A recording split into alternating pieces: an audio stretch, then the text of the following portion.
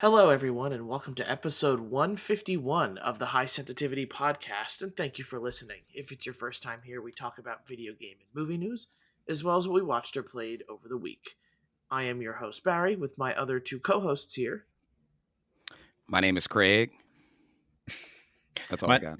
my name is also Craig. Consider us the bloodline of podcasting. It's WWE week. I have to throw that in there. I was going to say, I didn't get that whatsoever It's fine. until. The people who are excited about WWE will get it, and that's all that matters. Consider us the tippity top of the podcasting, the bloodline. Oh, I know oh, god darn it. Now, I do know the bloodline. Okay. It just took me a little bit. Why did I You got completely it. forget You about got that? Okay. It's okay. We all came around full circle. We're good Yeah. now. No, yeah, we finally got it. What always comes full circle is the news, but there's not a lot of Nice. news this week, unfortunately. So we'll get straight into it. The two news things I have is the FTC from the United States now wants to see Xbox's new deals with Nvidia and Nintendo. They're suggesting that a little bit of foul play here because, as you know, guys have known, we've been doing pretty much weekly updates on this Yep. whole FTC thing, Sony versus Xbox with the whole acquisition of Activision. And what Xbox is doing now is, hey, look, we're willing to put, Call of Duty on Switch, on Nvidia. But according to the US, they haven't seen any of the paperwork for these deals. So they're saying, well, hold on, we need to see these deals before we start, lobbying in their own opinions and trying to decide whether or not it's good for Xbox to have Activision.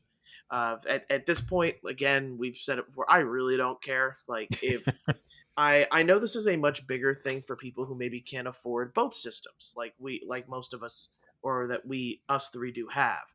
So Yeah. if that is the case, there are people who need to decide that will solely decide their console buying plan on whether or not Call of Duty is available on that platform. So if there is a plan for Xbox to eventually, sign an 8-year deal with Sony for Call of Duty, and then after those 8 years decide, okay, Call of Duty's not on PlayStation anymore, you gotta have Xbox. Once the Xbox Series Triple Z is out or something like that. It's all legal battles from here that none of us really understands. None of us are lawyers, so none of us really know what all goes into this, but it just seems to be piling another thing on another thing on another thing on another thing as to why this shouldn't go through. But at this point, I don't care. I just want to see what happens. Yeah, don't. I don't really care either. I feel like we've covered it every week for the past 6 months at this point. Like, Yeah. we need to just either push it through, allow it to go through, or shut it down. One way or the other, that'd be great, in my opinion. Yeah. Did you see that Sony actually said something humbling though when they outwardly claimed that Game Pass is far beyond what PlayStation Plus is right now? That caught my eye because how recent has Sony been humble like that? Yeah. At least calling it out there. And I know they have a gripe with oh my gosh, Elder Scrolls 6 being like possibly Xbox exclusive as well. Mm-hmm. So I don't know. It's there's small developments, so we have to talk about it. It seems every week. It's just like it's basically how can Sony be more petty or like make more claims, like that type of thing. But I don't know. I'm also in Tiredville as well. Also, to the viewers and listeners, none of the three of us are swimming in money. We just have both consoles because we put our priorities there. Yeah. I just wanted to put that out there because we do talk about like the difference between and what people have to go through when they have to decide on either one console or between the X and S in terms of the Xbox or whatever. Like, we're not swimming in money on this platform. Right. We just we saved our allowance from our parents, and then we were able to buy both systems after mowing the lawn a bunch. So, I mean, technically, we all still made that decision on which one we were going to go with first, right? Like for me, I bought the Xbox on release day and waited on the PlayStation until, I had saved up more money and also something came out that I wanted to play. So for me, it would have been like, oh, I'm gonna go Xbox, and if they don't get Call of Duty, I don't know. Maybe I would have went if it was like a PlayStation exclusive. I probably would have went PlayStation if that were the case. Mm. So like Yeah. I get what they're saying because Call of Duty is a big deal. I play it every year. I play it a lot. Obviously, it was Play it a every game of the day. year. Yeah, exactly. So if it was only on PlayStation, I would imagine I'd probably buy a PlayStation. If it was only on Xbox, I'd probably buy the Xbox first. Yeah. Agreed. All right. Next up on my end is Persona 5 is getting its own mobile spin-off game called the Phantom Uh, X or Phantom of the Night. And I'm not sure if you guys have seen the trailer, but holy crap, this mobile game, I need it. It looks pretty much exactly like Persona 5. It is claimed to be a free to play game. I do wonder how they're going to monetize it, to be honest. Yeah. But if you guys look at the trailer, it is, and Craig, I know how big of a Persona 5 guy you are with me here. huge, huge. Watching that How did I trailer, miss this? Yeah. I watched it. Well, to be fair, it's a mobile game. Right. So I heard Okay. about this and I'm thinking, okay, it's some gotcha collectathon game. This straight up just looks like a full on like side story to Persona 5 with different characters. Instead of a cat, you get a bear. Or no, it's an owl. It's an owl Yep. mascot That's an now. owl. Okay. Um, I did not expect it to look this good. I don't know. I was floored when I saw it because, like, to be fair, mobile games don't usually catch my eye for the most part. I play Bejeweled on my phone. Maybe that might be it. Uh, but Classic. but this game right here, this is the real deal. If it's actually translated over to mobile, like you have me signed up, I will be paying way too much money on this game most likely. Yeah, yeah, yeah. Like I have to research this right after this podcast. Mhm. I'm the kind of person, I don't know about you guys, but I think my subconscious always wants a mobile game to play, Yep. but my conscious, like looking at the options, never bites for more than a day. I tried that. I try like I go into like Marvel phases where I'll download like the latest Marvel card game. I'll play that for a bit. I played Snap for Um, a while. Yeah. Snap, yeah. I mean, my earliest obsession was Clash of Clans back when that was still a thing, Yep. like a big thing. So I kind of just want a mobile game, but like I look at them and I search the stores and I just never find one that's like I could put 20 hours into that while watching, whatever trashy TV I'm watching at the moment. So I got to take a look at this guy. I'm all Persona 5. Until they get Persona 6 out, I'm trying everything they do Persona 5. That's what I'm doing, you know. Yeah, I was surprised with how good it looked. Um, I had it written down, but I was like, I know you're gonna have this as a talking point for news. Yeah, I mean, I'm excited to try it out. I'm skeptical that they're gonna be able to pull off what they're trying to say it's gonna be, but especially as a free to play. Like I almost expected them to be like, oh, it's $20 or whatever. I don't even know what a normal mobile game costs nowadays. I'd buy 10. it if it was $20 easy, like Yeah, without but if it without a was question. 20 Um, and it was a mobile yeah. RPG, like I'd be tempted for Yeah, sure.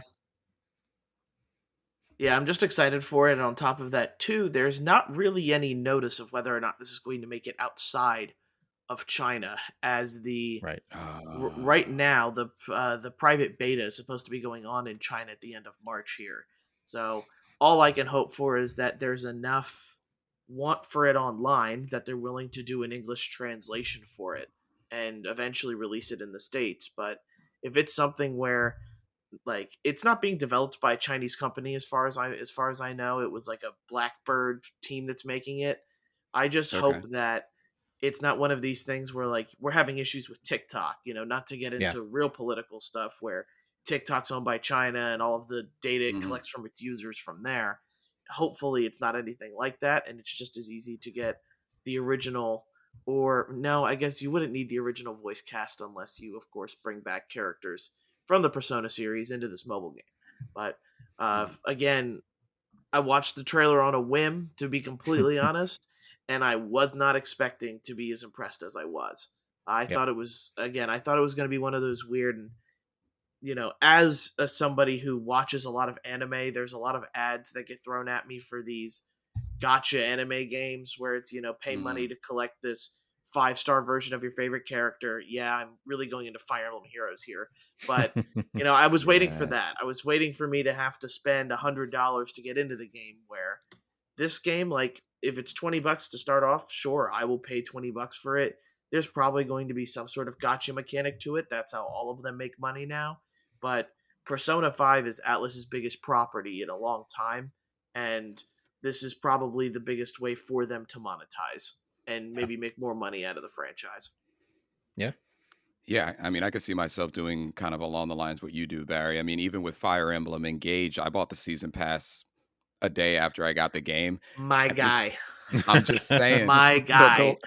collectively, I spent $90 essentially on Fire Emblem Engage in total, and I am not ashamed. It was worth it. Buy the season pass for Fire Emblem Engage if you haven't. No free ads, though. Um, yes, no free. Yes. But Oh man. lastly, on my end, and this is just the last minute thing I added, Ghostwire Tokyo is coming to Xbox in April here, along Yeah. with a very Yeah. sizable update. I am very glad because I was pretty excited for Tokyo Ghostwire. Come on, Tokyo Barry anime, it all makes sense. But Yes. I never bought the game, so to hear that it's Wow. coming on Game Pass with a very sizable update, I am super excited. And as April is probably a good month for it to come out because I might not be swamped. I might be able to might be able to get some of these games Who are done you that I'm currently kidding? You're working going to on. have a huge backlog anyway. Yeah, you're Yeah. right. I mean, that was on my list last year, my top 10 list, Ghostwire Tokyo. I love that It game. was. Yep. I know we both enjoyed the game. I played that game with my wife. Like simultaneously in different rooms. Like, and that was actually a pretty good moment. Mhm. For us in terms of playing games together. It's a great game. Yeah. It is, and I hope they expand on it. They hope they do some type of sequel. Can be in a totally different location, but they would have to change the name. But it's good. It's a good game. Yeah. And I'm glad you can get it, Barry, on Game Pass there. Yeah, that's a win for Xbox only users there. Another win for the Xbox owners. Mhm. Soul Hackers 2 and now this. Yeah. I know. You're tied up for the next 3 months.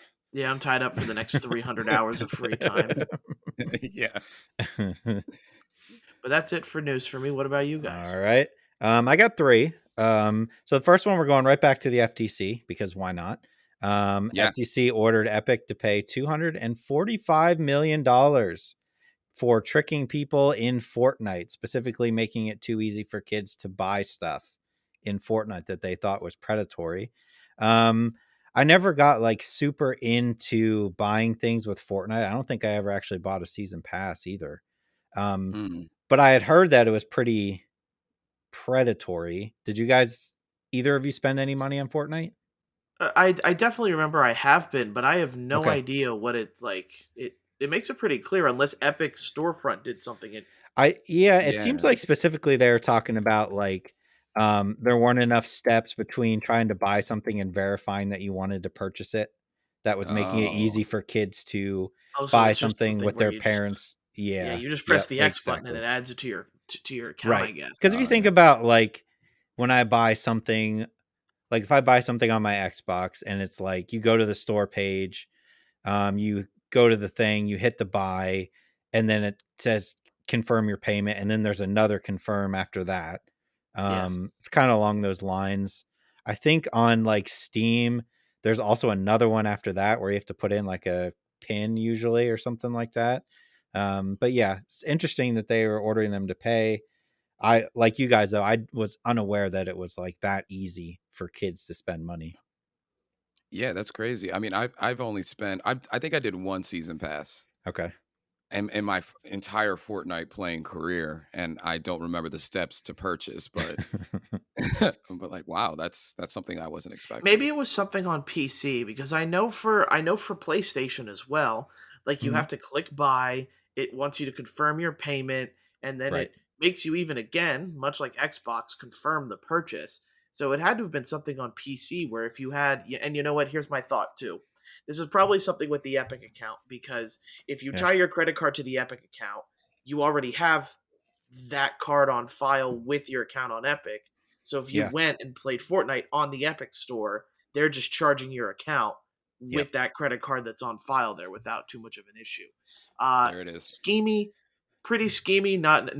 Not probably very happy with that one, and probably Right. even more parents that aren't happy that their kids spent $60 on the latest Eren Yeager Fortnite skin with ODM gear. So Yeah, I guess if you think about the amount of parents who buy some form of desktop or laptop for their kid because they want to play Fortnite and don't really give it a second thought until they look at their credit card bill the following month and they're like, wait, Yeah. hold on. But I guess they would have had to put their credit card in at one time in order for it to be saved. But yeah, so apparently there's probably going to be some changes coming around purchases, more than likely on the PC environment of Epic. Interesting. Another one that I had that popped up that made me super excited is there is a Soul Calibur remaster or collection in development. I Oh, love Soul Calibur. Soul Calibur. I don't get into fighting games, but Soul Calibur and Marvel vs. Capcom are my two. And man, I would be all about a remaster of Soul Calibur or a collection. I don't care. Give me Yeah. all of those. Those games are Yes. phenomenal. Yes. I just need Cervantes Mm-hmm. and if I want a cheese, I'll be Killick or Maxi. But Maxi was great. Maxi is great, hard to beat, Mm-hmm. but all about that. Yeah, that wasn't. I saw that and I was like, yes. And then the last one I have is actually some movie news that's just interesting. We're getting another Gladiator. Okay. This time with Denzel Washington in one of the main roles. Cool. I'm okay with that. I haven't heard anything about Russell Crowe, but Russell Crowe's like 135 years old at this point. So I don't know. Like Gladiator is such a man. Growing up, that was like I watched that movie so many times, and yeah, the thumbs down. Man, and Joaquin Phoenix. I don't think I've watched that movie in probably 10 years at least. I'll have to go back and watch it again, but I could watch another one. I could do that. I could definitely do that. That had a great combination of action scenes, but also like reaction scenes. Yeah. Half the time watching Joaquin Phoenix just not like the fact that Russell Crowe was getting through every challenge. Yep. That'd be great. I don't know about like you, Craig, because we're around the same age, but like I felt like that was one of the first movies that I watched, and I was like, this is an R-rated movie. You know what I Oh mean? Just yeah. like Oh over the yeah. top violence and like limbs being cut off. I don't know. Oh That yeah. was like just one of the first ones for me. I was like, yeah, this is an adult movie. Oh yeah. We had to have been at least like what 12 when that Yeah, came out. something like that. Yeah. It was that and The Patriot for me. That were like the two that Oh, like you that's a felt good like one. I shouldn't be watching this movie because it's so violent. Now, Yes. fast forward to now and like it's pretty tame, honestly. But Oh yeah. at the time, man, those were like you were like the cool kid if you watch those movies. Yeah. Yeah. Like, oh man, I wish I had your parents, Yep. man. Or in my That kind of case, thing. you would just sneak watch it because your parents didn't want you to watch it at Yeah. like a friend's house or something. your parents Right. gonna be so mad now that they know. Yep. No, Yeah. because Gladiator and Patriot are like two of my dad's favorite movies of all time. He just didn't That's want me awesome. watching it when I was young. Yeah. Which is fair. Yeah. Oh yeah, for sure. But yeah, those are the three that I had. All right. I got just like some like kind of like across the spectrum here. Um, Obviously, now that The Last of Us is done, people are doing a lot of speculating as to when we're getting more content and such like that. People have been trying to imagine a world where we were getting maybe, I don't know, maybe they were half filming the second season already. And we were going to get it at the end of 2023 or start of early 2024. But it has been confirmed by Druckmann that what we had speculated as a podcast, part two, is going to be spread across several seasons. Clearly, the game times between the two are completely different. So obviously, the portrayal to television is going to be different in time. Fun fact, it took about 200 days to film the first season. If we want to speculate ourselves how long it might take to get the second season at least done. But for all of us, including the three on this podcast who really enjoyed The Last of Us season one, we could expect, not to be, I guess, not to be disappointed by the fact that they would rush the second game, but also that there's going to be more seasons of content to be able to watch. Right. So I had seen online as well, and I feel like it might be a little drawn out, but people were saying the possibility of the first season just going up to that major plot point that's like an hour and a half into the game. And I'm talking about like the major one. Mm-hmm. Um, mm, I feel like you could, but I feel like that might be a little too drawn out for a season because there is some stuff that happens in there, but to try to make that into a whole season, you might get a little boring, I think. yeah, it's going to be, there's so much, there's so many more, there's much more characters. Why can I say that? There are much more characters to dive into in this, in what will be the second and hopefully third season. Well, not Mhm. hopefully, will be third season. So they have a lot of, they have a lot that they can work with, a lot of casting to do, definitely as well. Yep. Can't wait to see where they end up with that. Um, Also, did we talk about Starfield release date at all? I don't think so. No. Starfield has a release date. It is For now. for now. It's September the 6th of 2023. Great. So I mean, what I was hearing is that there is going to be a showcase specifically regarding that. Rumors June, when a lot of showcases will be happening. Apparently they got it to running up to 60 FPS. They took one of the big things that people were yelling about the original footage, just made it look like a Nintendo game in Yeah. terms of how it was running. When I say Nintendo, I mean the original Nintendo console, not things Nintendo produces with the current technology they have. How dare you? How dare I? Um, so I don't know. Are we excited? Are we now excited that we have a release date potentially? Are we in the middle? Unfortunately for me, like these types of games from Bethesda, like especially with Fallout as well, and everybody knows my disdain for Fallout 76, Mm-hmm. but it's really hard for me to get any more than just an hour or two into like Fallout 4, Fallout Mm, 76, Yep. Elder Scrolls. Like a part, and I think a lot of it too is just because it's mostly mindless, like walking back and forth between the two, or fast mhm. traveling between the two places, and I just feel like Starfield's going to be the same way. Like if it's just going to be Elder Scrolls in space, which is a lot more space literally to have to go through Yeah. from point A to point B. So, Yeah. it I guess I'm going to wait for reviews to see, and I'll probably end up giving it a try because it's probably going to be something on Game Pass or Yep. Day one. with that. So, there's probably a good chance that I give it a shot, but I have no, I want to say, positive will toward this game. I am the most neutral, Yeah. not wanting, don't really care for it. Happy for the people that get it, but other than that, no. There's a huge, massive group of people who enjoy Bethesda games. I would not consider myself one of them. I think the farthest I got in any of them was Fallout 4. And that was Mm, probably like 10 to 15 hours. Um, I never Skyrim never hooked me. Fallout 3 and New Vegas didn't hook me. I remember like Fallout 3, everybody playing that forever and being like, why aren't you playing this game? And I tried at least 4 or 5 times. I just cannot get into those games. I'll try it yeah. because it's on Game Pass when Starfield comes out. I'll for sure download it and try it and hope that it's the one that sucks me in. But yeah, so far with Bethesda games, it's just not my thing for sure. It's a perfect for the three of us. I know it's a perfect Game Pass game, and maybe Yep. for people who are listening and watching this podcast as well. I'm if on it. Like I didn't like what I saw. It's not even my normal content. And as far as Bethesda, I put 5 hours into New Vegas, couldn't go past it. And then I know there's other Fallouts I could have tried as like my starting Fallout. That was my starting Fallout, and Mm-hmm. I fell off. I fell out. But I do like Skyrim. I did put a lot of hours into Skyrim, but not. This doesn't entice me as much.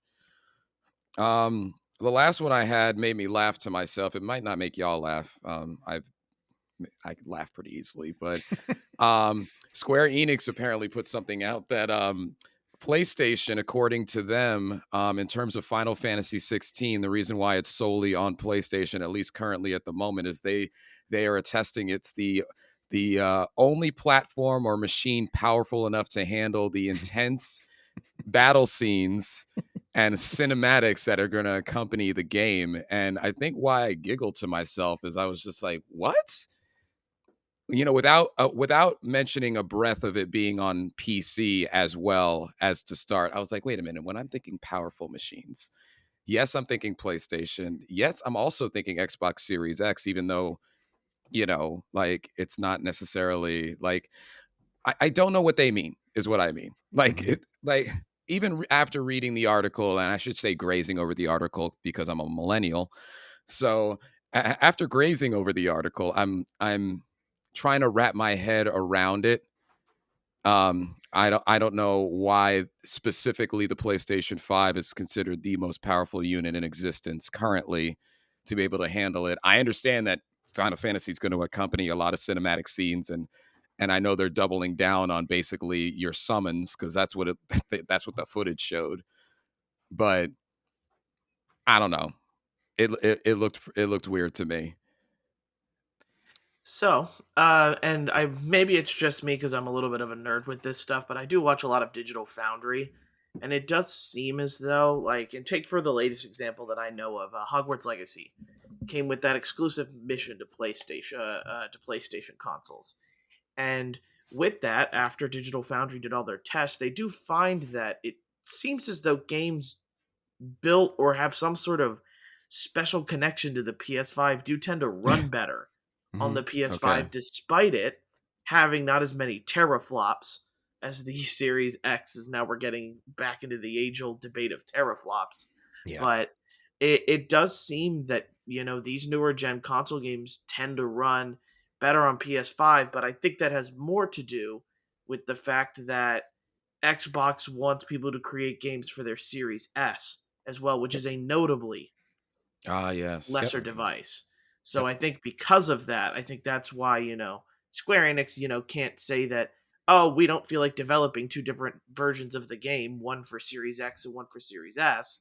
Instead, a lot of game developers can look at the PS5 and go, there's no version 2. There's no other version or lesser version. It's just that. So you Yep. can Mhm. make the game and know it works steadily anywhere. Whereas Yeah. most consoles, they probably create the Series X game and then tone down whatever needs to be put to so that it plays on the S. And this is just a very generalized term. I'm not a game Yep. developer or anything like that. But it doesn't surprise me if you watch a lot of Digital Foundry footage, like it shows you. And it also has been shown that it works it runs better. The new Resident Evil 4 remake runs better on PS5 than Xbox. Yep. So it's like there's Mhm. I think that's got a lot to do with it. And I think, the only person in the way of that is Xbox themselves. Yeah, that's the Yeah. first thing I thought of is you just have to expect that coming from Microsoft because they're basically telling every company you also have to make it run on our last gen console because the Series S is basically a 1X, right? As far as Yeah. power. So, yeah, I mean, Microsoft has kind of put themselves in a not a bad corner, but a less profitable corner for themselves by sticking to this other version, which, in my opinion, they should just get rid of. Mhm. Or if they don't want to get rid of it, then yeah, start putting out some games that you can look at as like true next gen and be like, you can only play this on the Series X. And I know they don't want to do that and they don't want to completely cut out the Series S, but until they do one of those two, this is always going to be an issue where you're going to have some companies that are like, I'm not even going to make it for Xbox then because it's too much of a problem. Some games, it may not be a problem. It could be as simple as here's the Series X version. And then like just on like PC, the Series S version is we're just turning all the graphics things down to medium or low instead of high. Um, but yeah, something like Final Fantasy, it totally makes sense for them to be like, we don't even want to bother with a inferior version. Put that in quotes, inferior. Yeah. We just want to do a true next gen RPG, and the easiest way to do it is just put it out on Sony. Yeah. I would still say though, Final Fantasy 16 is my probably one of my most anticipated games of the year. And I'm still the person that thinks Tears of the Kingdom is actually going to blow us away instead of just being like Breath of the Wild. But I don't know why I said that, but I felt like saying it. Which one are you more excited for if you had to pick? Man, I don't know. This is not a. So I can All give right. you So I can give you another second to think about it. I am Final Fantasy yeah. 16 by a mile, Yep. like Okay. probably 5 miles Yep. for me. So I was gonna Agreed. see. I was 16 before yesterday. I watch beat 'em ups, and beat 'em ups is currently playing a modded version of Breath of the Wild, where he's having his fans actually interact with the modded version while he's playing. And I just got used to the sounds again that you only hear in that game, so it kind of just brought it up. I'm still 16. I'm still 16. I'm still we're Final 16. Fantasy 16 podcast now, guys. Yep. Forget all Yeah. about Tears of the Kingdom. It's all about Final Fantasy 16. I'm excited for Final Fantasy 16, but I don't in any way think it's going to be Game of the Year at all. Ooh. Not even a little bit. I think there's too many. We already have Hogwarts. I think Resident Evil will exist in there somewhere. Yeah, most likely. I just don't. I don't see Final Fantasy 16 at the end of the year being like, this was the greatest game I played all year. I think it'll be good, but I would be blown away if that were the case. If it's anywhere as good as Tales of Arise for me, I'm all in. It'll Yeah. find a way into my top 6, 7, or even I could higher. see Like that. this, Yeah. Yeah. Top this 5 is maybe. this is one of those games where we haven't seen Final Fantasy in a little while, and I think like Mhm. the moment I hear that classic theme in the in the starting theme of Final Fantasy 16, I'm gonna be Yep. like, yes, I've been waiting for this. Because don't get me wrong, like we did, but we just haven't gotten that with like the new Final Fantasy Crisis Core remake. Right. So we're Yeah. still waiting for Rebirth, which is that Mhm. next portion of things. That's a game of the year right there. Oh, And that's supposed to come out this year, which I am very skeptical I of. really, Yeah, I I doubt really it. hope. I doubt it. Did you guys see the Metacritic scores for Resident Evil 4? Have already 93. come out Yep. early. Oh Pretty my high. god. Yep. Ooh. Yep. It's gonna be battling Hogwarts for sure. It's not gonna sell as many as Hogwarts did, but we don't go by sales. No, we don't. Yeah, it'll be fun to get everyone's impressions because I'm somebody who's never played Resident Evil 4. I think you're gonna have a blast. I think I will too. I did like the demo. And speaking of games, Yes. let's get into the games that played this week. Ayo. Yes. So for me, I have a lot more detailed impressions on Bayonetta Origin, Cereza, and the Lost Demon. I went ahead and played the Resident Evil 4 Chainsaw demo. I went ahead and played. Did we talk about Apex last week or no? Did I talk about? No, because I have it on my list too. Because I played Okay. it again. Yeah, so Sick. Apex Legends and what it's kind of brought as of late. And then other than that, I've been playing a lot of Pokemon again, but that's just Okay. that's not Sick. anything to talk about. For me, first and foremost, this is WWE week. So 2K23 came out this week. I have that. I did play some more Apex this week, and I did the Diablo 4 beta this weekend. Oh. Oh, you bought what is it? What has the demo? You just have to KFC. pre-order it. Oh, No, you just have okay. to pre-order it. Yeah. I thought there was some KFC thing with the Diablo demo. I'm pretty sure there There is. might be. Yeah, there might be. I already had it pre-ordered. I thought you bought the KFC double down. No, I didn't. Wow, Craig. I'm excited to hear your take on the beta. Because I played Diablo like a long time ago. Sure. Like, and I've been thinking to get back into it anyway.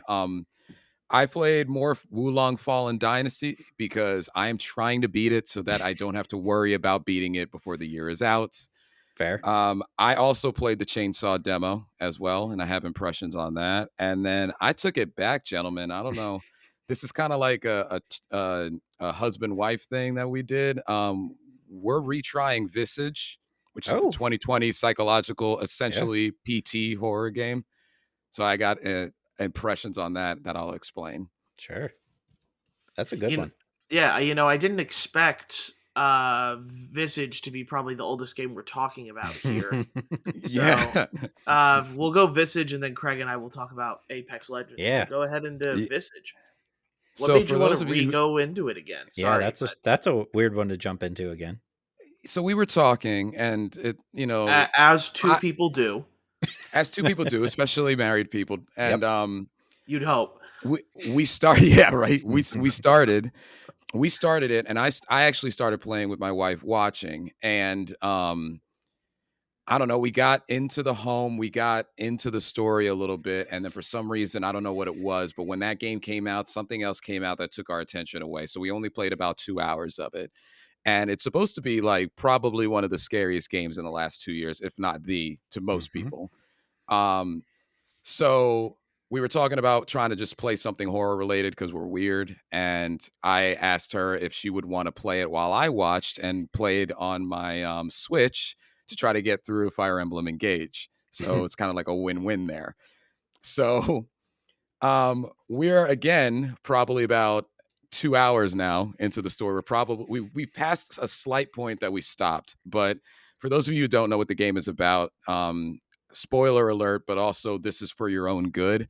First scene in the game, you kill your family. You're a guy that wakes up and he's got a gun that he slowly, and I mean slowly, loads, and he shoots his family one by one. That's how the game starts. I thought you might want to know. It doesn't ruin the rest of the game. Trust me. Yeah. But after that, you wake up in a house. The house is kind of lit in the moment, but the game slowly tells you Party specific lit or things. candle lit? Candlelit. Candle lit, definitely not party lit. You are the only soul there. Or are you? Yeah, or are you? Ooh. So you're walking around. The game talks to you about managing essentially your psychosis by keeping lights on. If lights are off, you start to see more visions, and you start to see more different things like doors closing, the radio playing when it's not supposed to. But it's essentially a linear but non-linear game. It's kind of like a semi-open world in the house that you can explore, but you do different chapters of inhabitants that have died there based on an item that you pick up in the house. So you see like a cane, you could see like like a doll, whatever. They all have chapters. The chapters are pretty extensive, and they are dedicated to one particular ghost and their messed up scenario. So, Did you I say do not messed up recommend or next up? Messed up. messed up, My messed up. apologies. Continue. Sorry. No, it's my fault for trying to extend the word longer than it actually it does.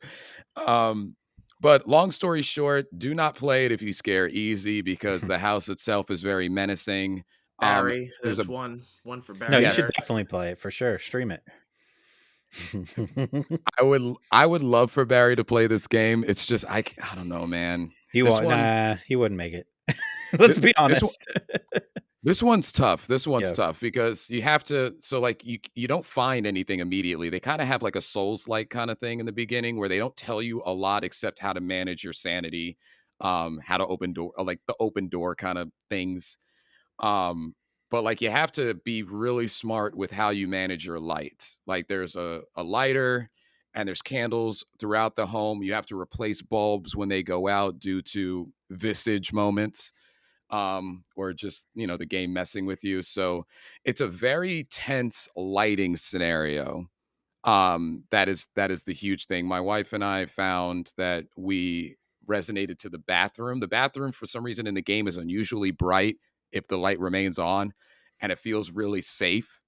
So I don't know, Craig, you played Visage, right? Or Mm-hmm.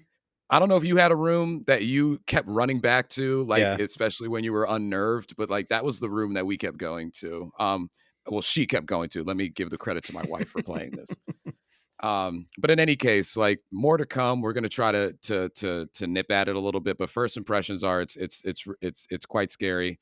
Craig, I'm assuming you can attest to that, or like you can definitely attest to that. Yeah, it's pretty But intense. that's the odd one out of all the other games that we're talking about. I don't know why we started playing it, but we did. Also, it looks very good. Yes, it Like the does. It does. environment of the house is insanely well done. Kind of reminds me of like almost like a Resident Evil style, solve some puzzles, maybe Mhm. just kind of wander around and explore the environment. But yeah, it's a good game. It's just definitely an intense one. Yeah, not for the faint of heart. No. speaking of intense, let's go ahead and talk about Apex Legends games because they're Let's Yes. intense. They are go. intense. So Craig, like how do you feel about the new Um, update and everything like that? so my first game back in I don't know how long it's been, a couple months, right? Was a win, so that had me feeling pretty good. But they changed some stuff and I can't put my finger on what it is, but it feels different to me. And it's throwing me off. And I spent a lot of time trying to figure out if it was I have so many hours in Call of Duty now, if like how I expect to aim and turn in a Call of Duty just doesn't translate to how Apex works. That might be part of it, but it seems like it's handling differently now. I don't know what it is. It almost seems a little like floaty when I'm aiming, and I'm not sure why. It's throwing me off for sure. Um, yeah, like that first game, I just jumped. I was like, let me jump into a rank match because I haven't played in like 2 seasons. So obviously, I'm all the way down in bronze. So that's going to be the easiest. Let me do that. I ended up with like 8 or 9 kills, and I was like, okay, I'm still rocking the Apex. And then after that, I was still doing okay, like 3, 4 kills, but something is just like maybe I just need to play it a bunch again to feel for it. But it seems like first impression they changed some stuff in the past season or two that me jumping into now is like shocking my system a little bit. Yeah, I feel the same way about it. I do think the class design stuff is a bit easier now for people to Yeah, understand. It's laid out pretty much right in front of you about, what special thing your, support or your tank right. class gets that the other classes don't. I will admit too, like, and I've been playing more Call of Duty than I ever have in a long, long time. And it's kind of the same thing with me where like I think my brain is now switched back to gun physics and Call of Duty and recoil, Yep. where now switching back to Apex Legends, it just feels like the recoil patterns are just so much like I get what's the word for it? Dramatic, I Yeah, they're guess. Like intense. yeah, so it's definitely a bit more of a changed game now, and for the most part, I still play the same pretty much in Apex. I'm not really, I haven't won a game yet, but I also didn't go into ranked, which was probably my biggest mistake because Yeah. everybody, all of the plebs are playing public, or the Yep. pro people who decide to feed off of players like myself and win the game pretty easily. So it is a fun experience to kind of go back into. It just stinks that for the most part, like characters that I play as, like Watson, really aren't getting used very often. Like she definitely still doesn't feel as viable as someone like Wraith or like Right. Lifeline. So, but that's the problem with having so many, heroes or characters in your game, is that some of them are just going to continue to be viable and useful, where others are more niche, and yeah, you get to play the way you want to, but you may not get to affect the game as many of the other characters can. Yeah. Is that the Overwatch issue Yeah. essentially? It Like really the is. Overwatch. Overwatch feels a bit more balanced, though. I don't, I never. That's something that I guess we could pride Overwatch, or I can say Overwatch does really well, is Hmm. that one character will not make the difference in your 5 or 6 party. Where when you're playing trios or duos, a character, Yeah. the characters become much more apparent into what it is. Usually in Overwatch, if your team's playing bad, it's because your damage isn't outputting enough damage, or your tank isn't tanking, or your healer isn't healing. Blah blah blah blah blah. So Right. Right. Yeah, That's right. Watson's always been the one that I felt is just the most useless. sad You'll run sadness. yeah, I mean One you'll run stream. across people who really know how to use her and they can truly affect some games, but like for the most part the average player, if they use Watson, are just not a factor in fights at all. And it is kind of a bummer because you do want to see every character have, be somewhat balanced. But yeah, I just don't even touch Watson because it just doesn't seem worth it. The only one I have an heirloom for. But yeah, other than that, I mean, it's still fun. I still enjoy it. But yeah, it's just something that it would take me probably playing it every day, every night for the next like week or two to get fully back into how it feels and feel like I'm back to where I was when I stopped playing it. The new gun is good, like the Yeah. burst gun, whatever it is, it feels great. But yeah, using like the guns that I normally use, I was like, man, this recoil is all over the place. I'm not used to that. And yeah, I think it is a Call of Duty recoil is definitely not as bad. You can control it a Mm. lot better Hmm. than you can in Apex. It's insane. But yeah, Apex Legends. I think what we'll do next is I'll go into Bayonetta because I'm the only one that Sure. played the Bayonetta Origins game. Yeah. So the initial thoughts of the initial demo is that it's a very talky game, Mm-hmm. which as we continue to go along, the talkiness becomes a lot less, so it's a lot more bearable. Uh, I have now found and am really enjoying the combat. The combat really starts out tame to where Cereza's main thing is bind, and your or your Cheshire cat is the one who attacks. Where later on, Cheshire learns elemental abilities, so he gets water, he gets wood, he gets plant, and I like the one yellow one. I can't remember what it's called, but what combat becomes a lot more fun because enemies with like flame orbs around them, you now need to switch Cheshire into a water type. So now you're playing Pokemon to get rid of the Yes. fire so that you can bind him with Cereza and then kill him with Cheshire. I am really enjoying the combat because it's a lot like in a puzzle itself, and I think the puzzles in the game are also fairly good as well. The split Joy-Con, and this is the main thing that like the game and it's more or less me. I don't think it's a problem with the game, but keeping track of these two on two separate Joy Cons is a nightmare. Like because combat can be so much like I need Cheshire to be this so he can do this. So Cereza, like I find myself trying to place Cheshire and then the one who can actually die, Bayonetta, or Cereza, is the one who's getting hit because I'm not paying enough attention to her. And I Mm. just wish my eyes, I think, were like iguanas. I wish I could point them in two different directions and Yeah. split half of my brain to control each of them perfectly. But that's going to be the kind of thing with this game where it because of its control scheme, it can feel very very hectic and very very stressful because you're controlling two people at once. Where and you mentioned it as well, two brothers Yeah. is a lot like that as well.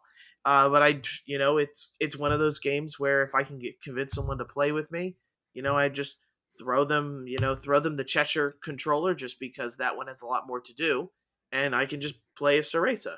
And like overall, and opinions on this game are very mixed. I am one for very much enjoying it. I think combat the game starts slow. There's no getting around that. And we've talked about it before where you really can't afford to start slow in a game anymore. You're going to lose Yeah. patience. And then you have me who's buying Atelier Ryza 3, The Alchemist, The End, and the Secret Passage Oh my god. 5.0, 1.34 Near Replicant Edition. Yep. And, I'm going to be playing that here. And then now you've lost me because I'm not going back to your slow game. So Real you slow know, game. Bayonetta Origins has come out at a good time where the demo allows me once I finish that can pick up in the regular game where the demo leaves off, and things start to get a bit more exciting after the demo. Where sorry, where like the demo ends, it gets a bit more exciting when you're playing the full game. So just keep that in mind. You can play the demo and definitely give it a shot, and if you like it, know that things are going to pick up and get better.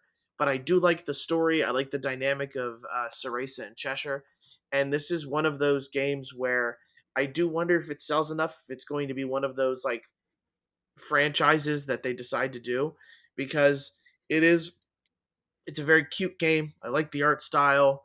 I like that it becomes less talky toward the when it becomes more exciting with better combat as well. So the game, again, I can't express enough. Starts slow and is a little bit monotonous to control and confusing to control. Once you get a hang Hmm. of it, I think you really start to enjoy the game. But not everybody can afford to do that. Right. Yeah. Right. Yeah. I love Bayonetta, but it just I don't know. The idea of this game is just not doing anything for me. I'll have to try that demo though. Yeah, it doesn't hurt to try it at least. It doesn't cost anything. And again, It it's doesn't. talky. Be prepared. It's a talky Yeah. demo. Talkie talk. I'm all talky. Yeah. I don't mind talky as long as you walk the walkie. While Yeah. while your wife is playing Visage, like you should just play with Yeah, the Oh Bayonetta my god. like origin stuff on. Because Bayonetta, yeah, like it's all colorful, it's all yeah, kid like it's really kid friendly in a way. You could probably give this to a kid and they Mhm. would probably yeah. understand it pretty easily. But then you'll look up and you see your wife playing Visage. It's like the Yep. tale of two worlds there. So That would be. It's an idea. Resident Evil then or Yeah, go for it. okay. Sure, sure. So Resident Evil. Now, again, I am like probably one of 5 people or gamers in this world that has never played the original. There's a lot Uh, of you. I am from what I hear, I'm definitely very happy with where the controls are right now, just because the tank Mhm. controls sound like hell to control. Yep. So I'm glad I don't have to do that, and I can confirm that the game looks very good, controls very well. Yeah. I've been listening to a lot of reviews from other people, so I didn't know things like counter uses up one of your knife usages, so now they're trying to limit counters and stuff like that. There are new enemies in this game that I didn't know about either Mhm. from it as well. But specifically talking about the demo itself, I just find myself having a lot of fun with it. Like the I do believe that people are right in what they're saying that Resident Evil 4 is still one of like the best ones, and just from this slight demo, I get the feeling that it is. It's you and I feel like there's a bit more of movie aspect to this because the camera has now been pulled back where Mhm. I loved Resident Evil 2 because of what it was. And it's pulled back, you're seeing these characters wherein 7 and 8 you're first person and you are the person really. You are Ethan, right? Or Yep. Nate. Yeah, Ethan. so Ethan. Ethan. Yep. Ethan. So and I think that's what I enjoy about this is that it's got that different perspective. There's been a lot of love and care that's been made into the remake as well. But overall, I'll admit the demo didn't scare me too much. Credit to me. Yeah. Uh, so, but I Ah, think it's pulling punches. Resident Evil 4 I isn't going to scare you. Oh, okay, yeah, but I'm with you, Barry. As somebody who's I would say Craig has the best fortitude out of the three of us by far. he's the Um residential expert. yeah. The horror I game one, yeah. I'm just yeah. callous to it. Yeah. I found that 4 was exactly what I was hoping it would be, and it doesn't look like it's going to be that scary.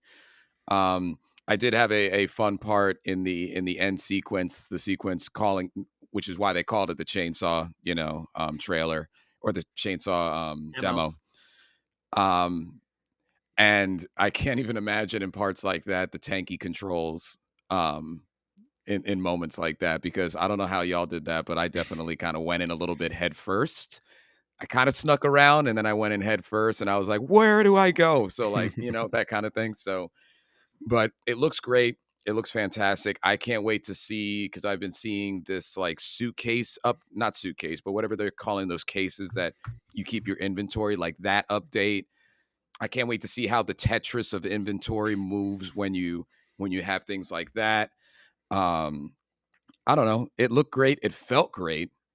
All shots that I missed were definitely mine that I missed because I wasn't understanding how whatever was moving towards me was moving towards me or something. But it was really good. And outside of the fact that it is a demo, so when they throw you into it, you don't see like the opening cutscene, so you don't know Right. like what am I doing, but like that's fine. I know Capcom is very specific about what they like to show before they actually release their games. Yep. So that felt to home. I can't remember what video I watched in the past, but I just know that about Capcom, that they're very, very selective on what they show. So can't wait. Can't wait. That's this Friday that it's coming out, and it couldn't come out. I wish it came out Monday, to be honest, or today. Yeah. So Yeah, I think I don't know. I guess it would have its moments that could scary, but all in all, like Resident Evil 4 was like the first time. I mean, it was the first time it switched from stationary camera to over the back third person. at the time, and it is more of an action oriented game than it is a horror game.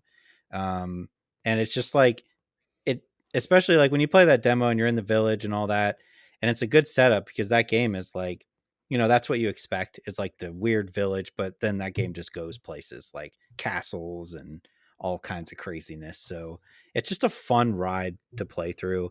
And it seems like watching a bunch of the reviews that like they changed some stuff, they added some stuff, took away some stuff. So it'll be interesting to play it again and see what's changed. But I think they've hit it on the head 100%. Can't wait. Yeah, excited. This is going to be a must play of the year for sure. Mm-hmm. Metacritic says so. Most definitely. Yeah. What else did I was gonna say, Craig? Was that it? Is that it for games we played? Oh no, he's got Yes, WWE. And Diablo. Don't forget about Diablo. that. Yeah, I'm done. So like, I don't know if you have any more, Barry. Like, I'm not gonna give a final take on Wulong till I finish it. So like, I don't Are need you to close? talk more about. Like to the end? I think I am. Okay. I think I am. I try not to look anything up, like, so that I would ruin it. But I mean, I've been playing for a bit, so it's got like a Neo length of a game. So like 20 to 30. Yeah, that's what I'm thinking. If you do the side missions, which is what I do, I like the rearranged version of side missions that Neo does. Yep. Wulong does the same thing. It's just like, hey, that's the level, but backwards. Yeah, that's cool.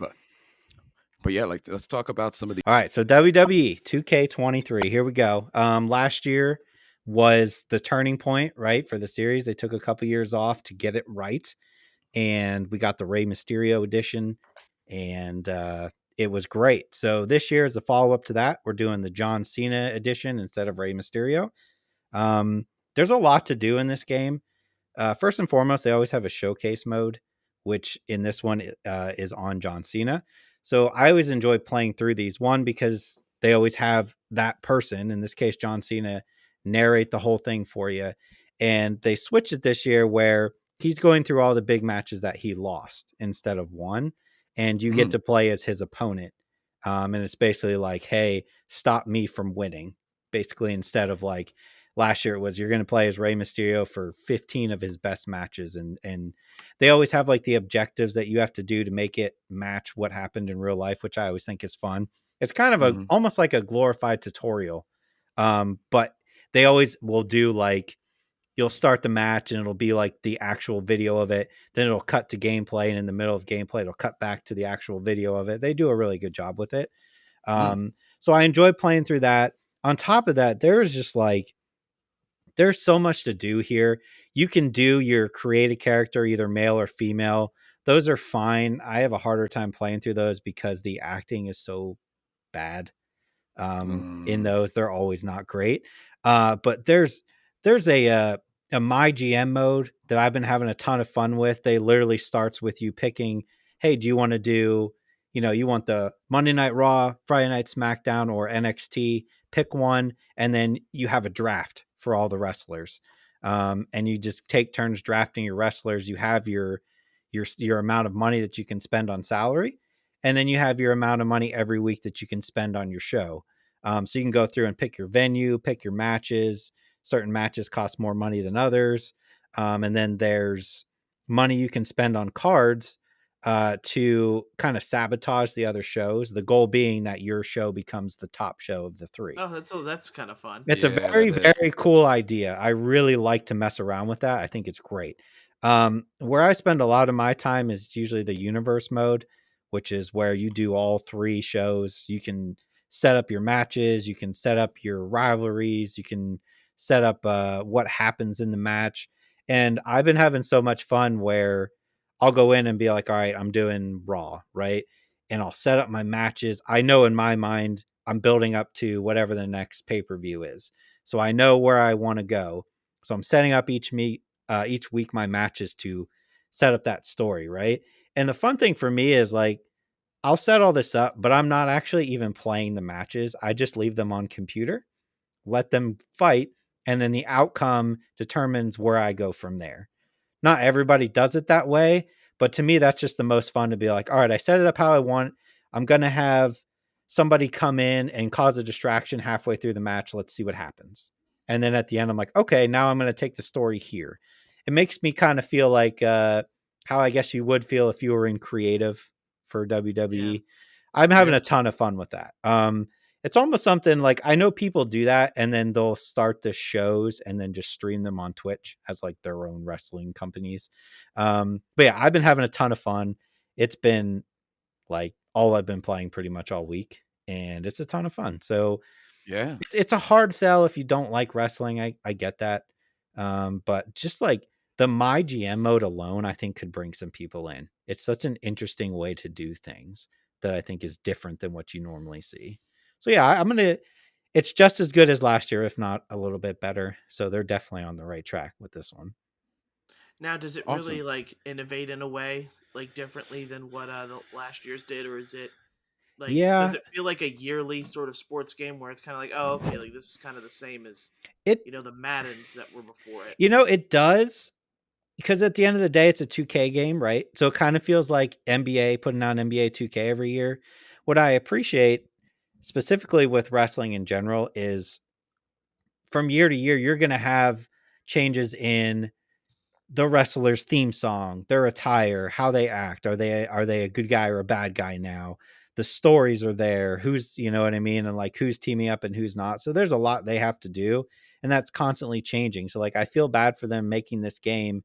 And then a month before it comes out, they're like, oh, actually, you know how you program these two people together? They're not together anymore. So go back and reprogram them. Like that must suck. You know what I mean? Mm, But yeah, I do think out of all the sports games, we'll call this a sports game, I think they do the most work every year Good. to make it worth buying every year for sure. And they're constantly being like, they're very upfront with the season pass. They already laid out, here's the 5 or 6 packs that are coming. And it's people that have joined the WWE or new to WWE that they just didn't have time to scan in yet. So they're like, hey, these people are coming. We're going to get them to you. Um, and, for Barry out there, this is a big one. The pre-order bonus is, you get to use Bad Bunny. He's in there Oh, Bad now. Bunny. Yeah. So, if you want to make him just wreck house and be the champ, you can do that. He's in there. He probably walks out to one of his own songs, He doesn't he? does. It's Yeah. Booker Yeah. Booker T. Yep. The song Booker T. okay. But yeah, so all in all, it's 100% a buy for me, but I totally understand if people look at it and be like, I don't even like wrestling. Why would I play that game? I get it for sure. It's a niche market. And then Diablo. I've had this, I pre-ordered this game. So the closed beta is this weekend. Next weekend's an open beta, so everybody can try it out. Hmm. I pre-ordered on PC. I'm going to go on PC because I have a couple of friends who are buying it as well. And for somebody like me who loved Diablo 3, this is Diablo 3 and then they just made it better. It Okay. it feels great, it looks great. Um the controls are all the same. It's what you expect. It's a lot of left and right clicking. That's always been a Diablo staple. Oh yeah. The stories is a Diablo story, not anything I think like insane, but I tend to skip the cutscenes in Diablo. I don't know if you're supposed to, but I do. But for me, like this is the game that every time a Diablo comes out, I have like 2 or 3 friends that normally are like diehard Diablo fans, and we're ready to go. We're in. We're already like texting like, all right, what class are you using? All right, I'm gonna go with this class. But yeah, it's smooth and it's what I want out of a Diablo game. I am so excited to play this in June. I'm going to be putting so many hours into it. I would highly Hmm. recommend everybody at least try the beta next weekend and see if you've enjoyed Diablos in the past. You're going to be pleasantly surprised, I think, with how well it runs and looks.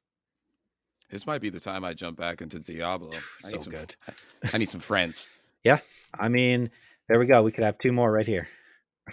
I don't know what the I've never max been a is. 4? Diablo person, so it'd be interesting for me to Really? like get into that. No, It's good. It's I real have good. Diablo for Switch, but I never played it that long. Okay. Diablo 3, right? Yeah. Okay. Yeah, I mean, just that like top down, just go kill a million enemies, upgrade your gear, go back to the town and sell your gear. Man, I love that loop. That gameplay loop is so good. Yeah. I think I'm going to go the route that you go, Craig, and get it on PC as well. I Yeah. was thinking console, but I don't know. Even for nostalgia, I should Yep. just do PC. It's a PC game at heart. It runs like it working on controller shouldn't work, but it works so well that like I don't blame people for playing it on console. But for me, it'll always be a PC game. Yeah. But yeah, that's what I play. Mov- Movies and TV shows then. Yes. So for me, I actually forgot to mention it this week, last week, but I binged Clarkson's Farm season 2. Yes. Um, I just watched Luther and the Fallen Sun, Mm-hmm. Oh, okay. and I just watched the first episode of Agent Elvis on Netflix, and I don't know why. It's an anime, right?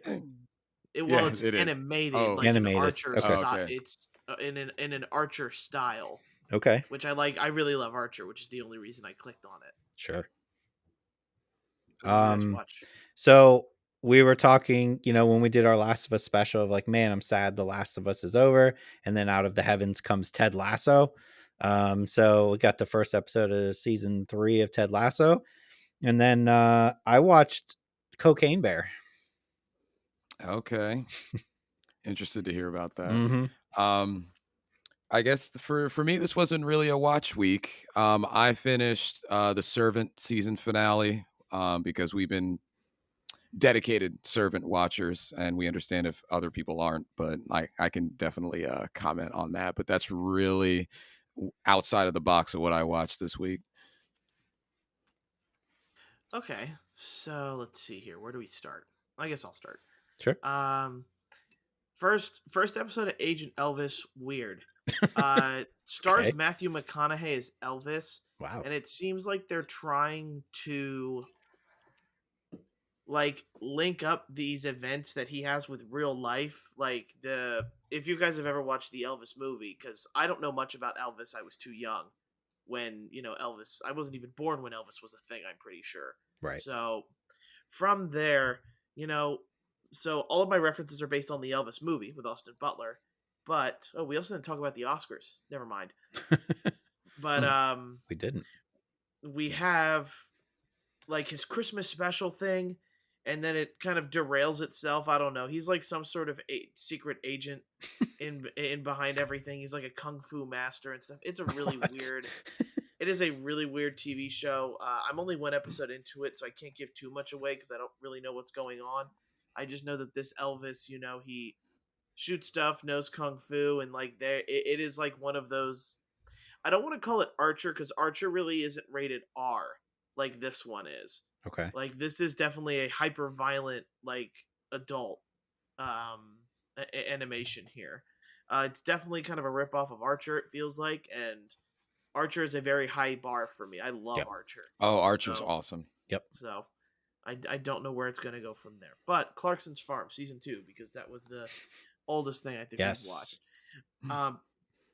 I again, it's really funny to me because I don't know why I'm so invested in this series. Yep. But this season was just so much fun, and I loved every second of it. Like, and a part of me is surprised. Like, I really like when they did Top Gear and the Grand Tour, but I'm surprised that I don't hear more about like what Jeremy Clarkson has been doing like since he started this farm stuff because it seems like it should be news if you follow these two people. I'm surprised that I haven't gotten new stuff because a lot of this season has to do with him versus the town is pretty much the entire season.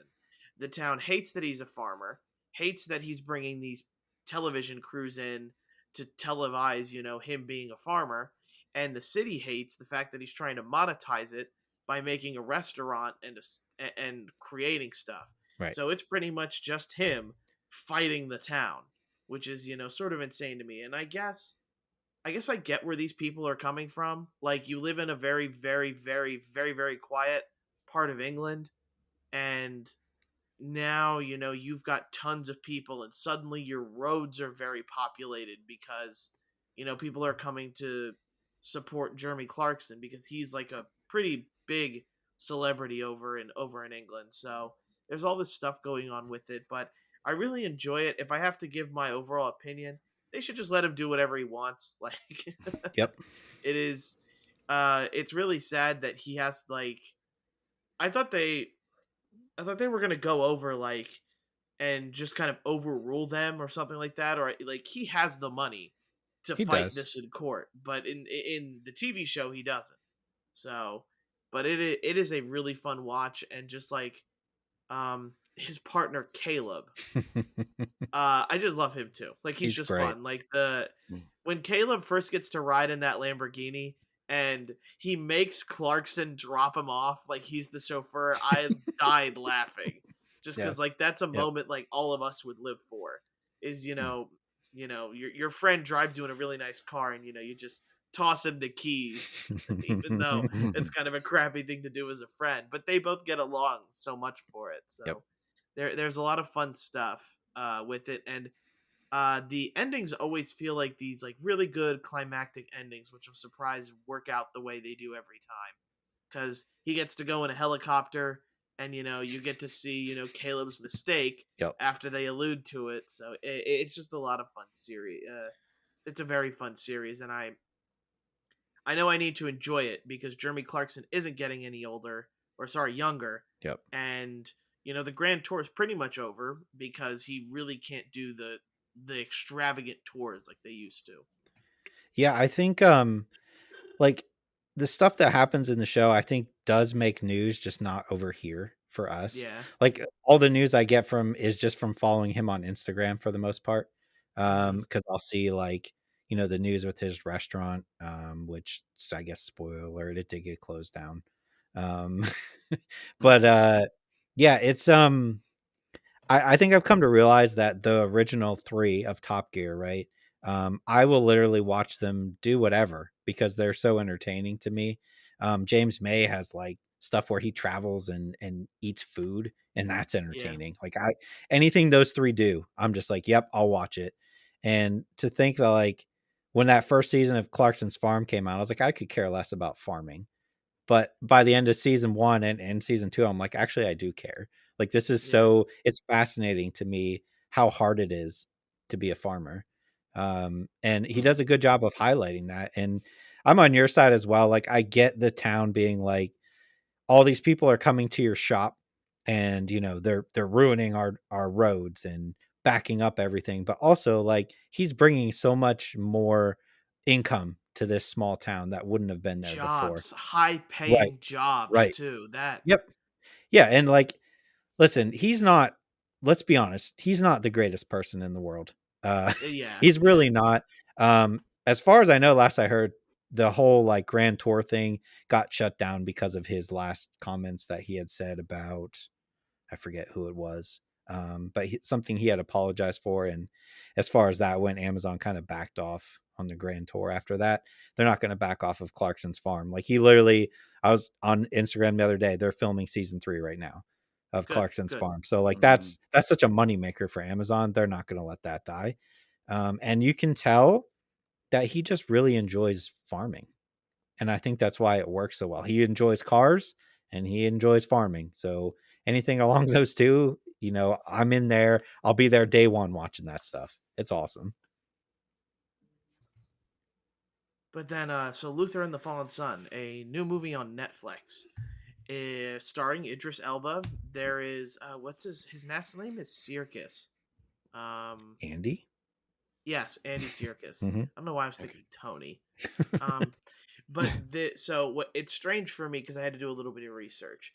This is a movie on a TV show Right. Mm. on the BBC. Yep. So Yeah. like Luther is a TV show on the BBC, and this is Netflix is making a movie about it. And a lot of Yeah. people are saying that this is like the end of Luther. Like this is one of the ways that they may just like stop it, because there is like a little bit of a cliffhanger at the end. To what I Okay. have no clue, but It's a very overall I don't. popular show. It Yeah, is. I Yep. don't. I didn't feel like I lost anything like watching this. Like I knew nothing about Luther beforehand. I will admit it gets straight into it. Like you usually get to know more about the character before he gets tossed in jail.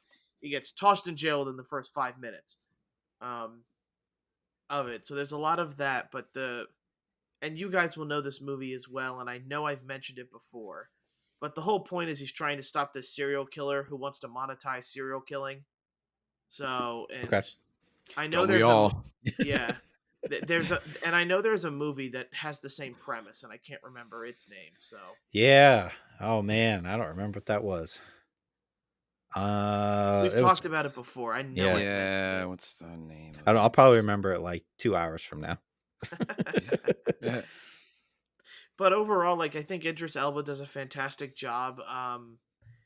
The the whole point of like catching the killer like is the whole fun of it, and how they continue to one up the killer in every way, or how they one up him in the end. So overall, just like a really enjoyable, I want to say, like, what do you call this, action thriller, I guess, for the most part, because we know who the villain is right away. There is no mystery about it. It's just how they get to him is the next portion of things. And like just overall, just a fun a fun show that makes me kind of want to watch the TV show, but I have no means of watching BBC. I So think it's on like Amazon or something. I is Yeah, feel it? like it's definitely available. It's yeah. been available for a long time. I think I watched Um, like half of the first season a long time ago. But does this usually star Idris Elba? Is he the main Yes. character yeah, in the TV show as Hmm. well? Okay. Yep. I had it on my list for it's now years to Yeah. watch. Luther. Yeah. I just always pass over it. I don't know why. I love Idris Elba, and I still pass over it. So I will still to this day I will one of the hills I'll die on is that BBC makes better TV shows than anything America does. Like easily. They just I don't know what it is, but if it's on BBC, I'm usually like, "Yep, that's amazing." Like if you can get people to binge, what's it called? you talking about the What's the baking show? No, it's the wizard. It's the it's the I can't believe I'm forgetting this right now. Doctor Downton Who. Abbey. Oh, okay. Yeah, that's another Yeah, one. Yep. yeah.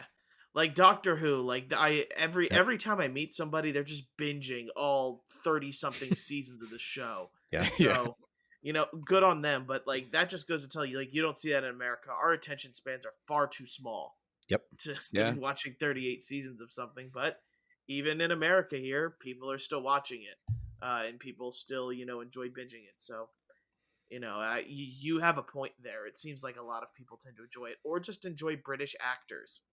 They're just better. I'm Yeah, isn't it sorry. like I don't know, like sometimes like I find myself even gravitating towards other media that's British, Yep. like films as well. Like isn't Lock, Stock and Smoking Yep. Barrels isn't British. that a gangster that's British? Yep. There's another gangster film that I like really like that has like Idris. It has like everybody British. It has all of is Hugh Jackman British? Yeah, I believe. It's No, he's no, Australian, no, isn't he? no, He's not Australian. He's Yeah, he's Australian. Australian. Yeah. maybe it's not. I don't know if you guys know it, but it's like a gangster.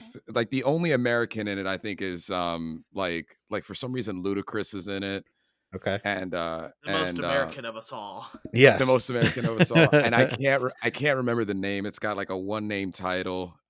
Maybe it'll come to me 2 hours later, just like what Craig was saying earlier. But anyway, that was the point. Is like they definitely have a specific way of doing their films and television that attract not just British watchers. Are you talking about Rock and Roller?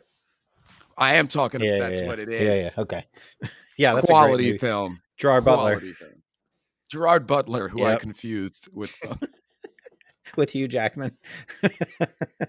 Close. same Close. acting careers. Wow. Oh my God. Man. Okay. Sorry to both of you, Hugh Jackman and Gerard Butler. I'm sorry. To be fair, like I'm surprised we didn't like. I mix up Gerard Butler and Russell Crowe quite often, or at least I used to, not anymore. But like I'm surprised it's not who we messed him up with. To be All honest. normal listeners to this podcast, by the way, so we apologize. Yeah. Yes, heavy listeners. Whew. But yeah, that's all I watched. Okay. Let's get into what you guys do.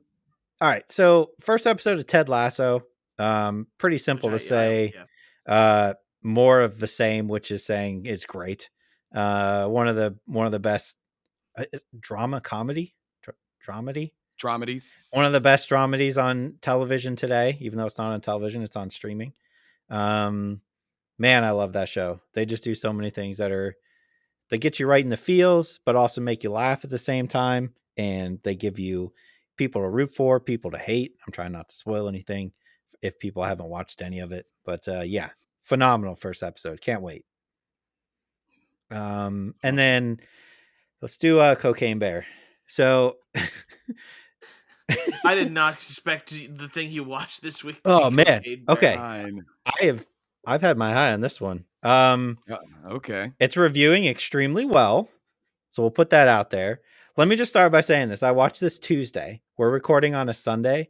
I still don't know if I like it or not. I can't. It's like a fever dream. And I guess that makes sense, right? It makes sense. We'll say loosely based on the true story of a bear who found cocaine in the forest and decided to eat it / snort it all and went on a rampage. And now in real life, I think the bear went on like a 2-hour rampage and then his heart exploded. Correct. That's not what happens in this movie. There's so many people in this movie, though.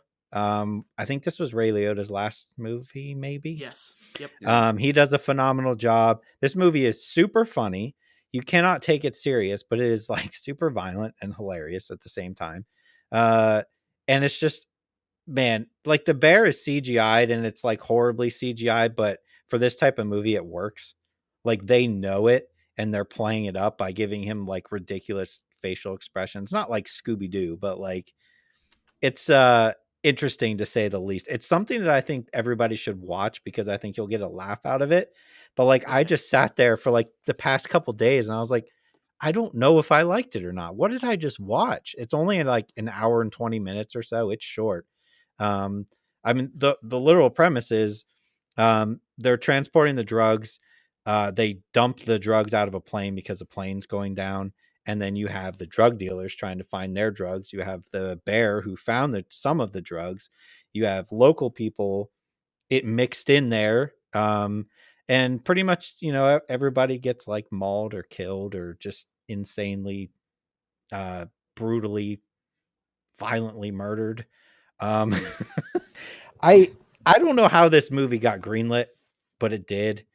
And it seems like most people do enjoy it. I can't say that I hated it. It's just a movie that I'm like, I don't know if I recommend it. I don't know how to explain it, but you should probably at least check it out. I think Yeah. it's something. It has one of those titles. It has the second.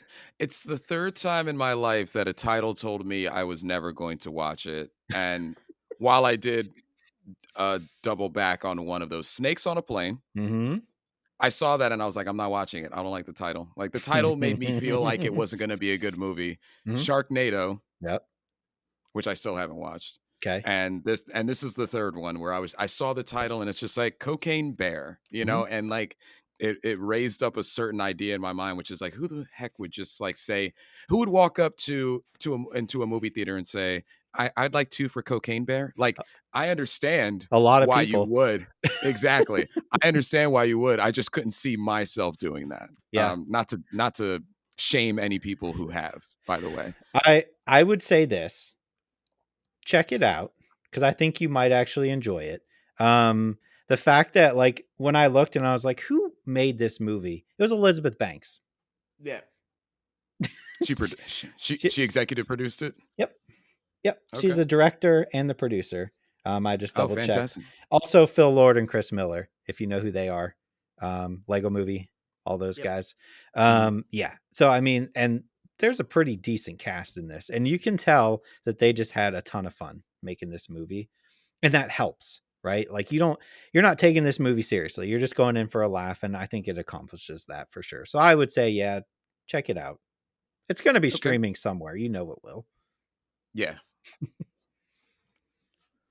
All right. So, well, I just very brief on Servant final Yes. season. So I've touched on Servant before. Servant, it was one of the first shows available on Apple TV when the service became available. It is executive produced by multiple people. Most notable would be M. Night Shyamalan. He's the one who put some money into there as well. So Toby Kebbell, who I've slowly become a Toby Kebbell fan, and it resonated more after his Black Mirror episode, which was one of my favorite in the beginning of the show, Inception. And it also has Rupert Grint.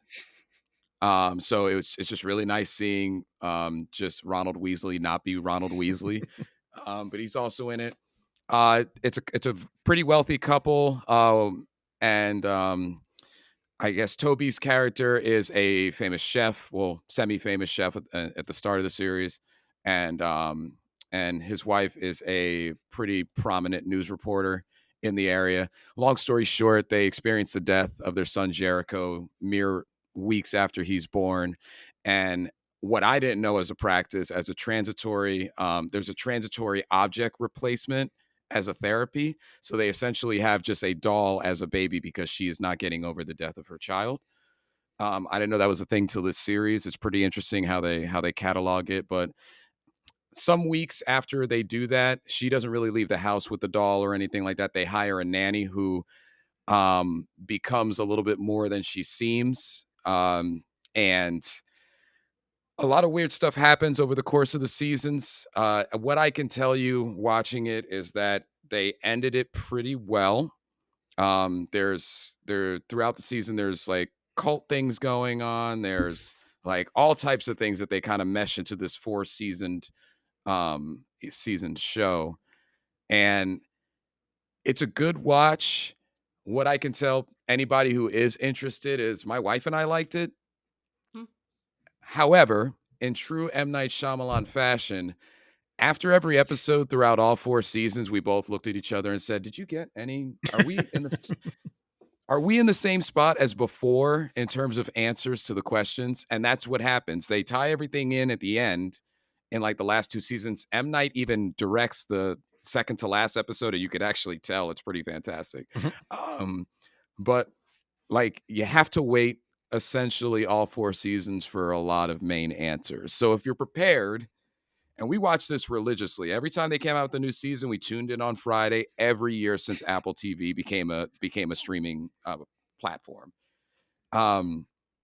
If you're okay with that, like 12 episodes, 10, 12 episodes a season, waiting on answers, question marks maybe after some like big episodes, then watch it. If not, or if you don't like maybe some of the actors that I mentioned, then I am perfectly okay if you don't. Like I'm like half endorsing it, but that's all it's getting for me. It's not going to be show of the year or anything like that. So, but yes.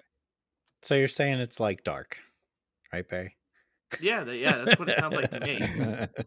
Like From what? what you guys said about Dark, though, Dark sounds extremely entertaining. Oh, it So is. It's just confusing, Yeah, okay. and it doesn't help that it's in a different language. right?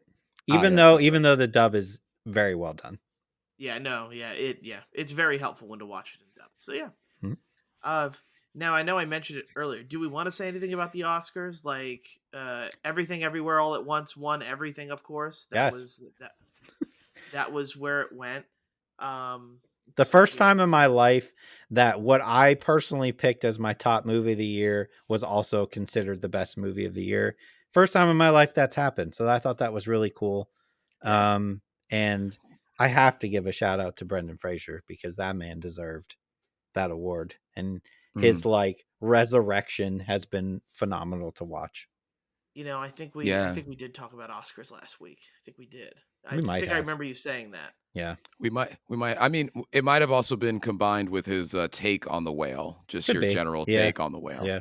Yeah, I guess overall here, this is just an episode of Dark or of The Servant, and we're all stuck in a time loop. Here we are. So Go watch The Whale. Yes. And I think Everything Everywhere All at Once. Yeah, I think it is out now. I'm pretty sure The Whale, at Yep. least on DVD. Yep. Excuse me. You can buy it. You can do all that good stuff. You can do all that. So, we want to thank everybody for listening. If you could, please make sure to review it on your podcast listening platform of choice. Make sure to share it with a friend. If you feel like it, email us questions at highsensitivitypodcast@gmail.com. And you can follow us on Instagram or Twitter is the two that I will limit it to this time around because it's the ones we're actually active on. Mm-hmm. So, again, thank you for watching from all three of us. We'll see you guys next time. See you later. Later, guys.